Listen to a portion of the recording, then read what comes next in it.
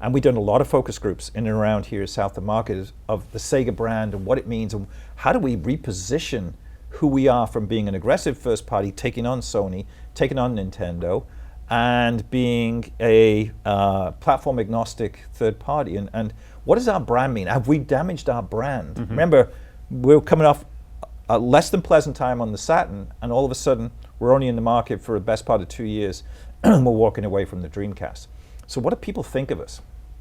So we had a week where we did focus groups here in San Francisco and actually in New York. So we got both coasts view. And when you do focus groups, you kind of say, okay, Ryan, if EA was a person, who would they be? If Take-Two was a person, who would they be?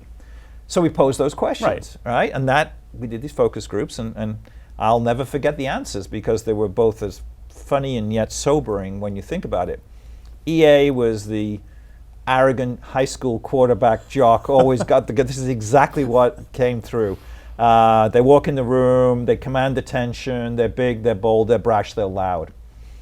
Take-Two is your drunken uncle who shows up every 6 weeks from Vegas with a woman of ill repute on his arm and then disappears again, never to be seen. But boy, he comes in with a big bang and then he disappears again.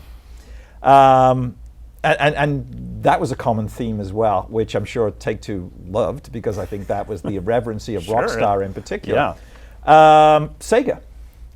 Sega is your granddad who used to be cool and who has forgotten why and just sits there now, and he's still in the room, but he's not really the presence that he once was. Oh man! So that was you got a problem, and so my job at that time was to try and, if I could,